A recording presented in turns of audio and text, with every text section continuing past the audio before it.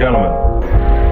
The very word secrecy is repugnant in a free and open society, and we are, as a people, inherently and historically opposed to secret societies, to secret oaths, and to secret proceedings.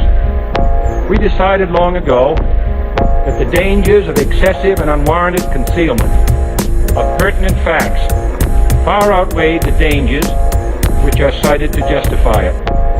Even today, there is little value in opposing the threat of a closed society by imitating its arbitrary restrictions.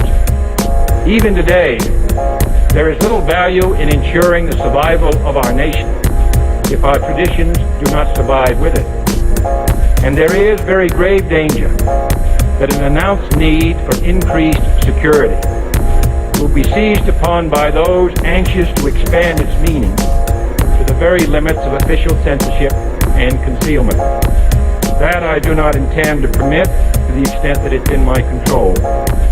And no official of my administration, whether his rank is high or low, civilian or military, should interpret my words here tonight as an excuse to censor the news, to stifle dissent, to cover up our mistakes, or to withhold from the press and the public the facts they deserve to know.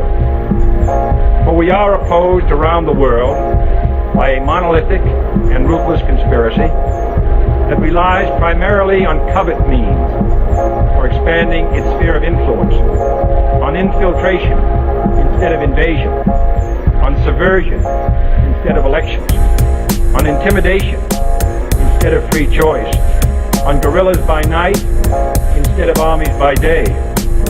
It is a system which has conscripted vast human and material resources into the building of a tightly knit, highly efficient machine that combines military, diplomatic, intelligence, economic, scientific, and political operations. Its preparations are concealed, not published. Its mistakes are buried, not headlined. Its dissenters are silenced, not praised. No expenditure is questioned, no rumor is printed, no secret is revealed. No president should fear public scrutiny of his program, for from that scrutiny comes understanding, and from that understanding comes support or opposition, and both are necessary. I am not asking your newspapers to support an administration, but I am asking your help in the tremendous task of informing and alerting the American people, for I have complete confidence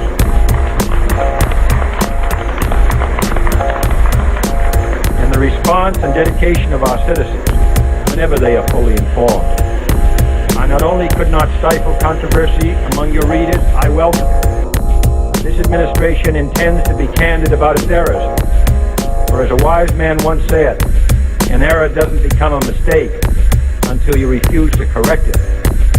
We intend to accept full responsibility for our errors, and we expect you to point them out when we miss them. Without debate, without criticism, no administration and no country can succeed, and no republic can survive. That is why the Athenian lawmaker Solon decreed it a crime for any citizen to shrink from controversy. And that is why our press was protected by the First Amendment, the only business in America specifically protected by the Constitution, not primarily to amuse and entertain, not to emphasize the trivial and the sentimental, not to simply give the public what it wants, but to inform, to arouse, to reflect, to state our dangers and our opportunities, to indicate our crises and our choices, to lead, mold, educate, and sometimes even anger public opinion. This means greater coverage and analysis of international news, for it is no longer far away and foreign, but close at hand and local.